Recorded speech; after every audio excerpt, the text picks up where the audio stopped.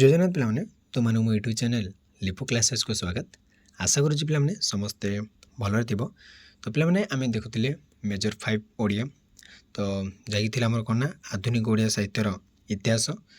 ତ ପୂର୍ବରୁ ଆମେ ଦେଖିଥିଲେ ପିଲାମାନେ କିପରି ଭାବରେ ଇଂରାଜୀ ଶିକ୍ଷାର ବିକାଶ ବା ବିସ୍ତାର ହୋଇଥିଲା ଆମ ଓଡ଼ିଶାରେ। ତ ଏବେ ଆମେ ଦେଖିବା ପିଲାମାନେ ପାଠ୍ୟପୁସ୍ତକ ଏବଂ ପତ୍ରପତ୍ରିକା ପ୍ରକାଶନ ଭାବେ କିଭଳି ଭାବରେ ଷ୍ଟାର୍ଟ ହେଇଥିଲା ବା ସେହି ସମୟରେ କେଉଁ ପତ୍ରପତ୍ରିକା ପ୍ରକାଶନ ବା ପବ୍ଲିଶ ହେଲା, ପାଠ୍ୟପୁସ୍ତକ ଗୁଡ଼ିକ କିପରି ଥିଲା ସେ ବିଷୟରେ ଆମେ ଦେଖିବା ପିଲାମାନେ। ତାହେଲେ ଆଉ ଡେରି ନ କରି ଚାଲ ପିଲାମାନେ କ୍ଲାସ୍ଟିକୁ ଷ୍ଟାର୍ଟ କରିବା। ତ ଦେଖ ପିଲାମାନେ କ'ଣ ରହିଛି ନା ପ୍ରାଥମିକ ପର୍ଯ୍ୟାୟରେ ପାଠ୍ୟପୁସ୍ତକ। ଓକେ, କ'ଣ ପାଠ୍ୟପୁସ୍ତକ ନା ମିଶନାରୀ ଏବଂ କମ୍ପାନୀ ସରକାରଙ୍କ ତତ୍ତ୍ୱାବଧାନରେ ଓଡ଼ିଶାରେ ଗଢ଼ି ଉଠିଥିବା ସ୍କୁଲମାନଙ୍କରେ ପ୍ରାଥମିକ ଅବସ୍ଥାରେ ଉପଯୁକ୍ତ ଓଡ଼ିଆ ପାଠ୍ୟପୁସ୍ତକର ପ୍ରଚଳନ ଦେଖିବାକୁ ମିଳିନଥିଲା। ତ ପିଲାମାନେ ଦେଖ, ଆମେ ଦେଖିଲେ ଇଂରାଜୀ ଶିକ୍ଷାର ବିସ୍ତାର ମାନେ କ'ଣ, ଅନ୍ୟ ଗୁଡ଼ିଏ ସ୍କୁଲ, ତାପରେ ହାଇସ୍କୁଲ ମଧ୍ୟ ଗୋଟେ ଦୁଇଟା ଏମିତି ଖୋଲାଯାଇଥିଲା ହେଲା। ତ ପ୍ରାୟତଃ ସବୁ ସ୍କୁଲ ଗୁଡ଼ିକ ଖୋଲାଯାଇଥିଲା। ତ କିନ୍ତୁ ସେଥିରେ କ'ଣ ଉପଯୁକ୍ତ ଓଡ଼ିଆ ପାଠ୍ୟପୁସ୍ତକର ପ୍ରଚଳନ ଦେଖିବାକୁ ମିଳିନଥିଲା।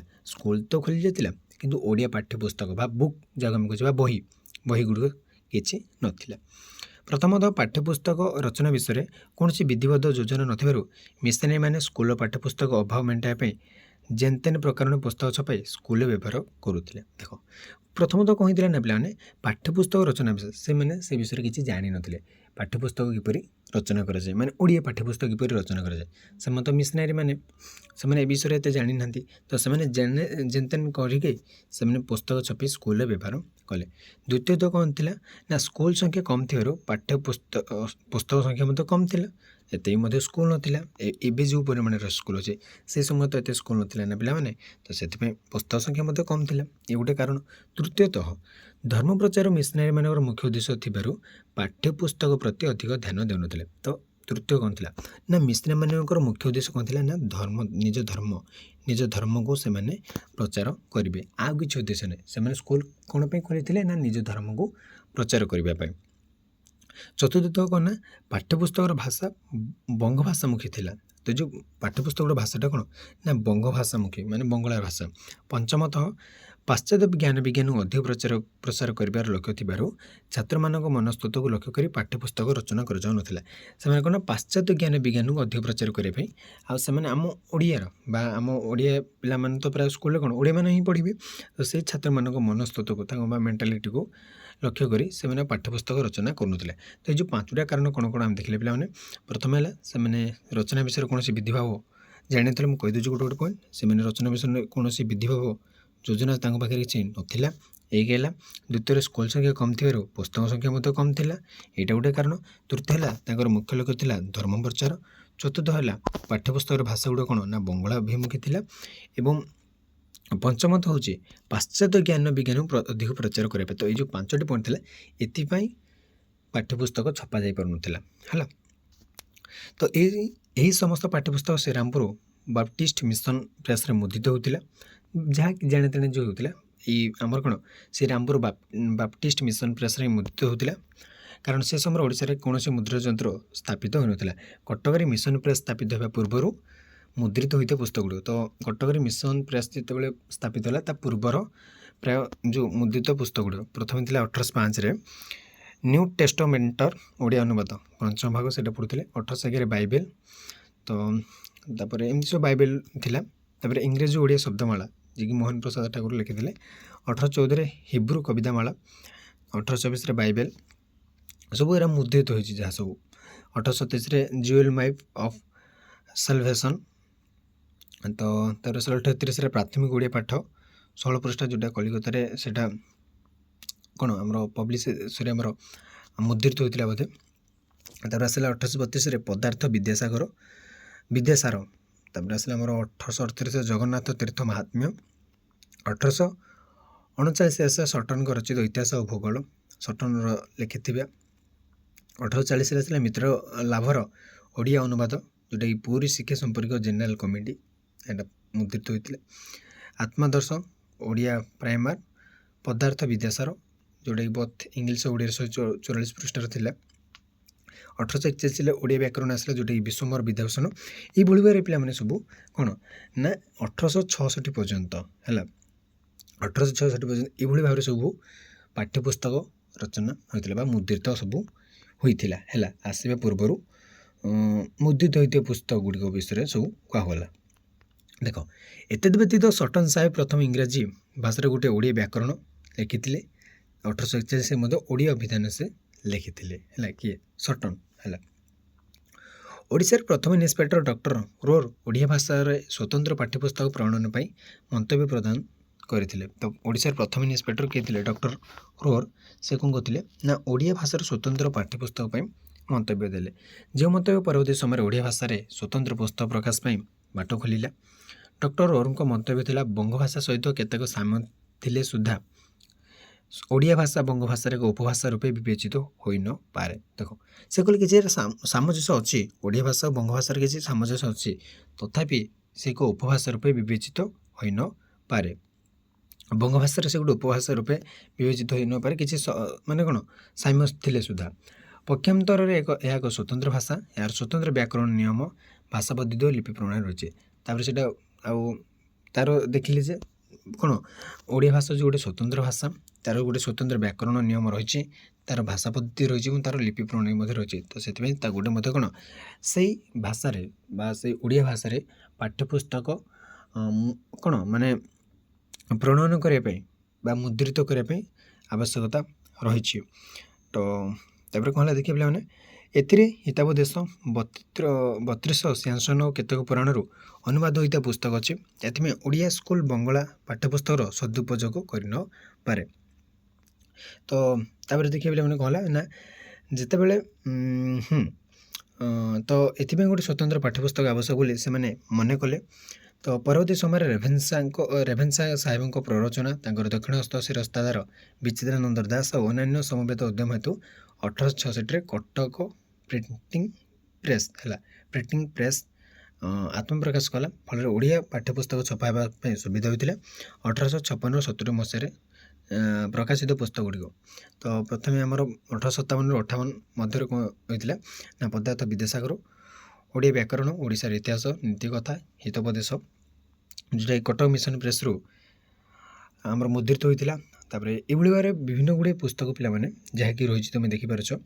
ଫକୀରମୋହନଙ୍କ ଭାରତବର୍ଷର ଇତିହାସ, ପ୍ୟାରୀମୋହନଙ୍କ ଶିଶୁପାଠ, ପ୍ୟାରୀମୋହନ ସେନଙ୍କ ବିଚ୍ଛେଦ ପଟ୍ଟନାୟକଙ୍କ ବ୍ୟାକରଣ ସଂକ୍ଷେପ, ଫକୀରମୋହନଙ୍କ ଅଙ୍କମାଳା, ଗୌରୀଶଙ୍କରଙ୍କ ଭୂଗୋଳ ତତ୍ତ୍ୱ, ତ ଏଇଭଳି ଭାବରେ ସବୁ ପାଠ୍ୟପୁସ୍ତକ ଗୁଡ଼ିକ ରଚନା ସେ ସମୟରେ କରାଯାଇଥିଲା।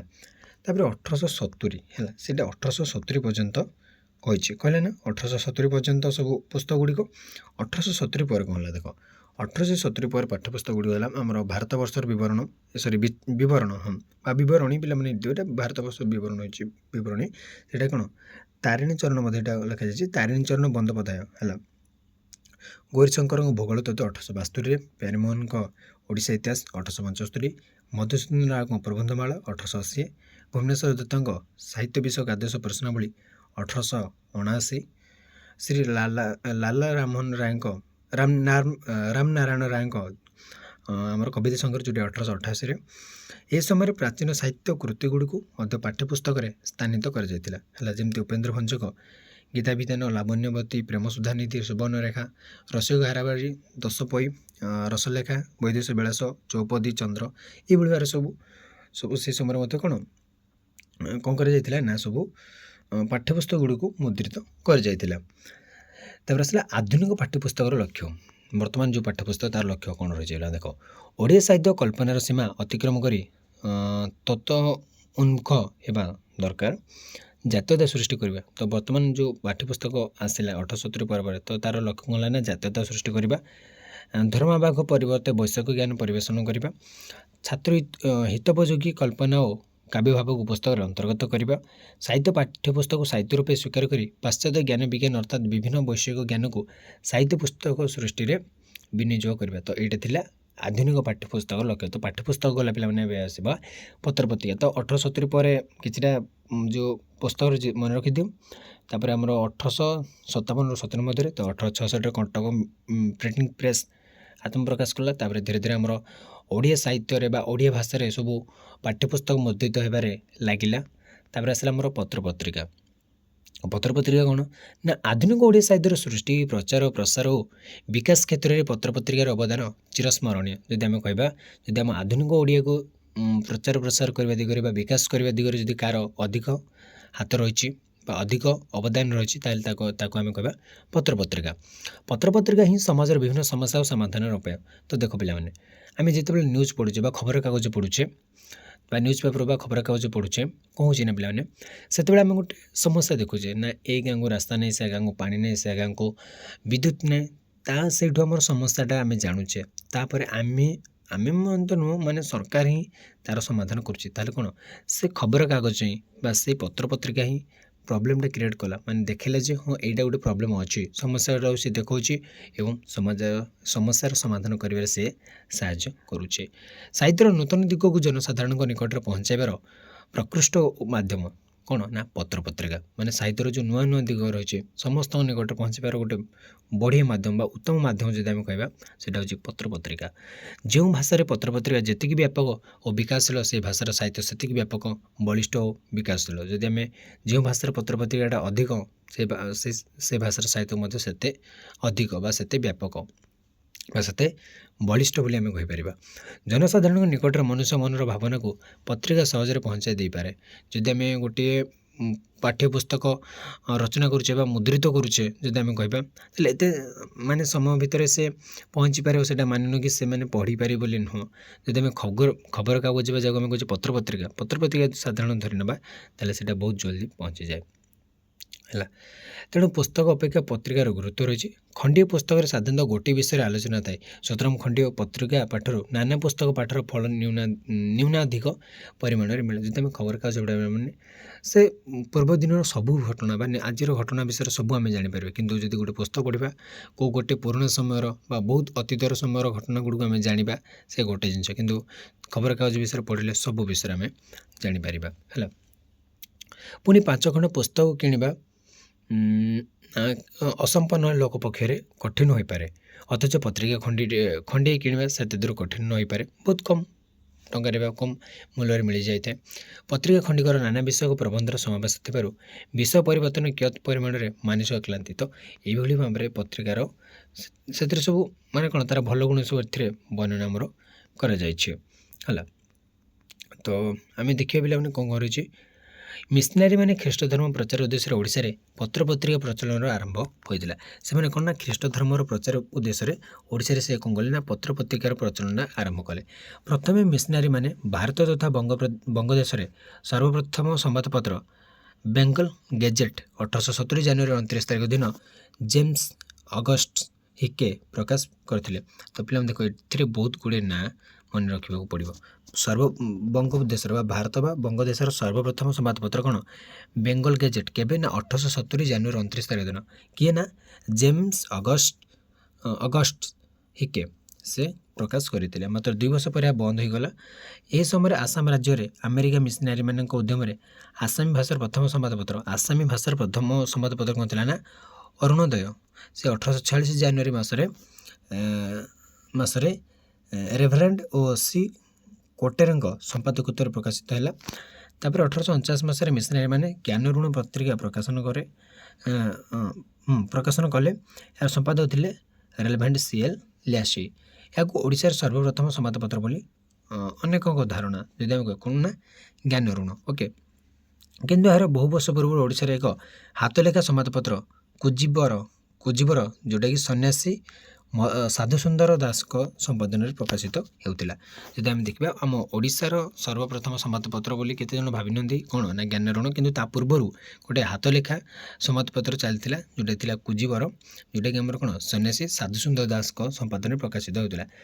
ତ କୁଜିବର ଏଇ ଯେଉଁ ରହିଲା ପିଲାମାନେ ପତ୍ରିକାଟି, ତ ତା ବିଷୟରେ ଟିକେ ଆମେ ଦେଖିନେବା। ତ କୁଜିବର ଯେଉଁ ରହିଛି, ପତ୍ରିକାଟିର ସମ୍ପାଦକ ଥିଲେ ସନ୍ନ୍ୟାସୀ ସାଧୁସୁନ୍ଦର ଦାସ। ପତ୍ରିକାଟି ହାତଲେଖା ଥିଲା। ମହାତ୍ମା ସାଧୁସୁନ୍ଦର ଯେ ପ୍ରଥମ ଦେଶୀୟ ସମ୍ବାଦପତ୍ର ପ୍ରତିଷ୍ଠାତା। ଏ ସମ୍ପର୍କରେ କୁଜିବର ପ୍ରକାଶନ 7ମ ଖଣ୍ଡରେ କୁହାଯାଇଛି ଯେ ବଙ୍ଗଳାରେ ଯେତେବେଳେ ରାଜା ରାମମୋହନ ରାୟ ସମ୍ବାଦ କୌମୁଦୀ ଖବରକାଗଜ ପ୍ରକାଶ କରୁଥିଲେ, ତତ୍ପୂର୍ବରୁ ଅର୍ଥାତ୍ ମରହଟ୍ଟାମାନଙ୍କ ଶାସନ ସମୟରୁ ସାଧୁସୁନ୍ଦର କଟକର କୁଜିବର ଗ୍ରାମରୁ କୁଜିବର ପତ୍ର ନାମକ ସମ୍ବାଦପତ୍ର ହାତରେ ଲେଖି ପ୍ରକାଶ କରୁଥିଲେ। ସେଗୁଡ଼ିକ ତାଳପତ୍ର ଓ କାଗଜରେ ଲେଖା ହେଉଥିଲା ବୋଲି ଜଣାଯାଏ। ମାନେ କହିବାକୁ ଗଲେ ଆମେ ଯଦି ଧରି ନେବା, ତ ଲୋକ କଥାକୁ ବା ଯେଉଁଟା ଯାହା ଲେଖାଯାଇଛି ତାହେଲେ ସବୁଠାରୁ ପୁରୁଣା ହେଉଛି କ'ଣ ନା କୁଜିବର, ଯେଉଁଟାକି ବହୁତ ସମୟ ପୂର୍ବରୁ ମରହଟାମାନଙ୍କ ସମୟରୁ ସେଇଟା ହାତ ଲେଖା ଥିଲା ଆଉ ସେଇଟା ତାଳପତ୍ର ଏବଂ କାଗଜରେ ଲେଖା ହୋଇଥିଲା। କୁଜିବର ପତ୍ରିକାଟିରେ ରାଜନୀତି, ଧର୍ମନୀତି, ସମାଜ ସଂସ୍କାର ଓ ଖ୍ରୀଷ୍ଟ ସମ୍ବନ୍ଧୀୟ ଦାର୍ଶନିକ ପ୍ରଶ୍ନ ସମୂହର ଉତ୍ତର ପରିଷ୍କାର ଭାବେ ବୁଝାଇ ସନ୍ନ୍ୟାସୀ ଲେଖୁଥିଲେ। ଏତଦ୍‌ବ୍ୟତୀତ ଦେଶର ସ୍ୱାସ୍ଥ୍ୟ, ଶିକ୍ଷା, ଶିଳ୍ପ, ଗୋ, କୃଷି, ବାଣିଜ୍ୟ, ବ୍ରହ୍ମବିଦ୍ୟା, ସଙ୍ଗୀତ, ନାନା ଶାସ୍ତ୍ର, ତତ୍ତ୍ୱ ଓ ଦେଶଜାତିର ଅଧଃପତନ କାରଣ ଆଦି ସବୁ ଦୃଷ୍ଟାନ୍ତ ହେଉଥିଲା। ଓକେ, ତାପରେ ଆସିଲା ପିଲାମାନେ 1866 ମସିହା ବିଷୟରେ ଟିକେ ଜାଣିବେ। ଏଥିରେ ଆଉ କିଛି ନାହିଁ ପିଲାମାନେ, ବାସ୍ କୁଜିବର ପତ୍ରିକାଟି ଓଡ଼ିଶାର ପ୍ରଥମ ସମ୍ବାଦପତ୍ର କହିଲେ ଅତ୍ୟୁକ୍ତି ହେବନି ଯଦି ଆମେ କହିବା ହେଲା। ତ ତାପରେ ଜ୍ଞାନ ଋଣଟାକୁ ଆମେ ଧରି ନେବା, ଯଦି ଆମେ ସେମିତି ଜାଣିପାରିବାନି ତାହେଲେ କୁଜିବର ହେଉଛି ତ ଲାଟେଷ୍ଟ କହୁଛି ପିଲାମାନେ ସବୁଠାରୁ ଓଲ୍ଡେଷ୍ଟ ହେଲା। ତାହେଲେ ଏବେ ଆମେ କ'ଣ ଦେଖିବା ନା 1866 ମସିହା 1866 ମସିହାରେ ଓଡ଼ିଶାର ଯେଉଁ ନଅଙ୍କ ଦୁର୍ଭିକ୍ଷର କରାଳ ଛାୟା ଗ୍ରାସ କରିଥିଲେ ସେ ଦୁର୍ଦ୍ଦିନରେ ଜନ୍ମ ନେଇଥିଲା ଓଡ଼ିଆ ଜାତୀୟ ଜୀବନର ବାର୍ତ୍ତାବହ ଉତ୍କଳ ଦୀପିକା। ତ ନଅଙ୍କ ଦୁର୍ଭିକ୍ଷ ଥାକିଲେ ମାନେ କିଏ ବା ଭୁଲିପାରିବ 1866ର ଯାହା ହେଇଥିଲା।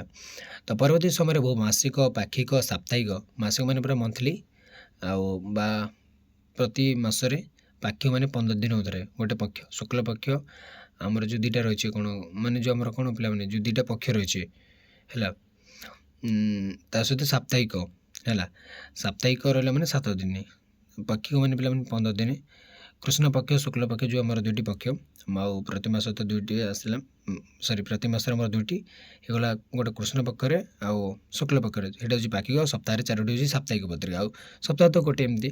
ତ ଏଇଭଳି ଭାବରେ ଅନେକ ଗୁଡ଼ିଏ ପତ୍ରିକା ପ୍ରକାଶ ପାଉଥିଲା। ତ ଆମେ ଦେଖିବା କେତୋଟି ମାସିକ ପତ୍ରିକା ହେଲା, ଯେଉଁଟାକି ପ୍ରଥମ ଯେଉଁ ଥିଲା ଜ୍ଞାନ ଋଣ ବୋଲି ଆମେ କହିପାରିବା, ଯେଉଁଟା ହେଲା 1849 ମସିହାରେ, ଯେଉଁଟାକି ରେଭରେଣ୍ଡ ଲେସି ଯେଉଁଟା କଟକରେ ପ୍ରକାଶିତ ହେଉଥିଲେ। ଏଇଭଳି ଭାବରେ ପ୍ରବୋଧ ଚନ୍ଦ୍ରିକା, ଅରୁଣୋଦୟ, ଉତ୍କଳ ଶୁଭକରୀ, ଶିକ୍ଷକ, ଧର୍ମପତ୍ନୀ, ଏଇଭଳି ଭାବରେ ଅନେକ କ'ଣ ମାସିକ ପତ୍ରିକା ପ୍ରକାଶିତ ପାଇଲା। ତାପରେ ଆସିଲା ପାକ୍ଷିକରେ ପ୍ରଥମ ରହିଲା ଉତ୍କଳ ହିତୈଷିଣୀ, ଯେଉଁଟାକି 1869ରେ ଆମର କଟକରୁ ପ୍ରକାଶିତ ହୋଇଥିଲା। କାଳୀପାଦ ବାନାର୍ଜୀ ସେ ସମ୍ପାଦକ ଥିଲେ।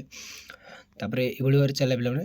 ତାପରେ ଆସିଲା ସାପ୍ତାହିକ, ଯେଉଁଟାକି ପ୍ରଥମ ଥିଲା ଉତ୍କଳ ଦୀପିକା 1866, ଗୌରୀଶଙ୍କର ରାୟଙ୍କ ସମ୍ପାଦନାରେ ସେଇଟା କଟକରୁ ହିଁ ପ୍ରକାଶିତ ହେଉଥିଲା।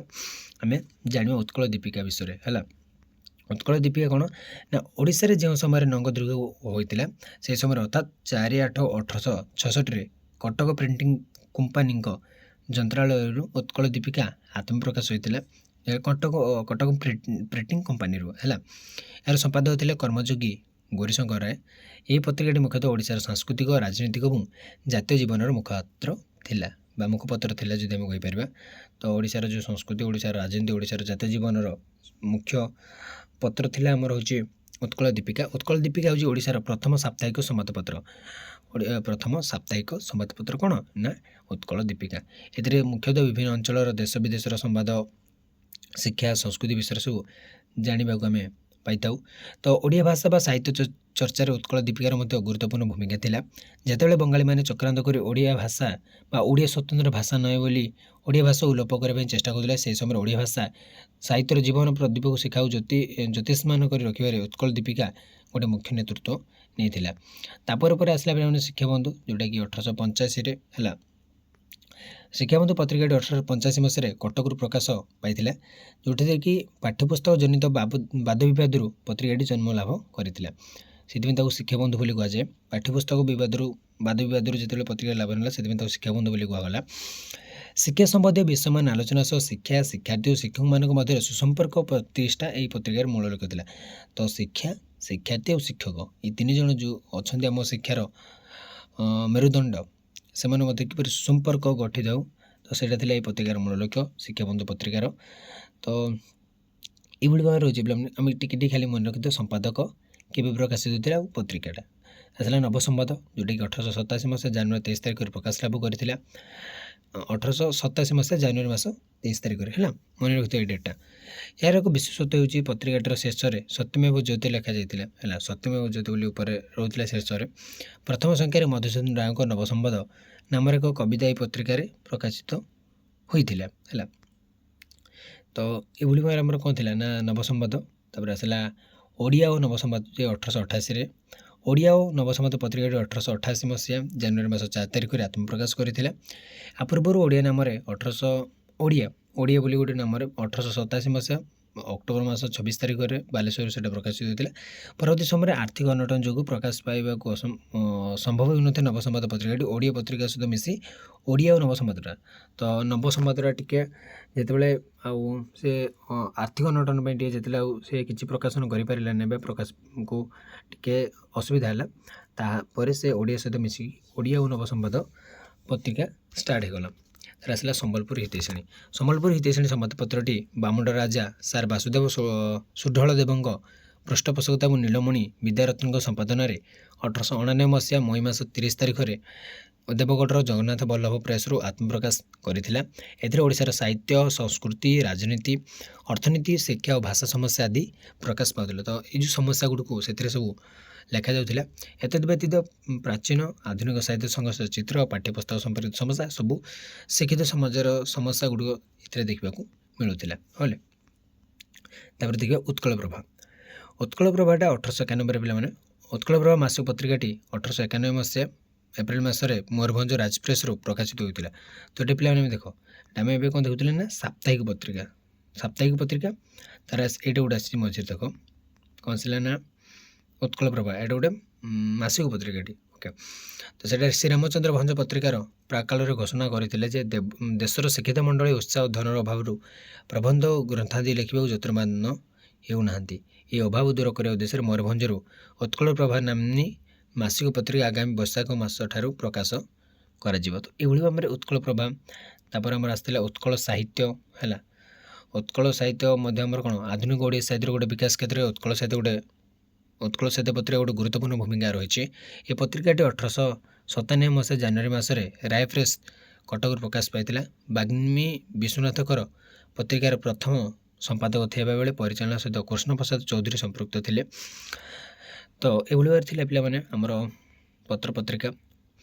ତାପରେ ଆମର କାବ୍ୟ କବିତା ମଧ୍ୟ ସେ ସମୟରେ ବହୁତ ଗୁଡ଼ିଏ ଦେଖିବାକୁ ମିଳିଥିଲା, ଯେମିତି ରାଧାନାଥଙ୍କ ଦରବାର, ଗଙ୍ଗାଧର ମେହେରଙ୍କ ମହିମା, ନନ୍ଦକିଶୋରୀ ବଳଙ୍କ ପୁଷ୍ପ, ପଦ୍ମଚରଣ ପଟ୍ଟନାୟକଙ୍କ ତ୍ରିବେଣୀ ତଟେ, ଧଉଳି ପାହାଡ଼, ଖୋରଧା ପ୍ରଥମ ଦର୍ଶନେ, ଅନୁଦାସଙ୍କ ରାୟଙ୍କ ପରିମହଲ, ବୈକୁଣ୍ଠନାଥ ପଟ୍ଟନାୟକଙ୍କ ସବୁଜ ବନ୍ଧୁ ପ୍ରତି।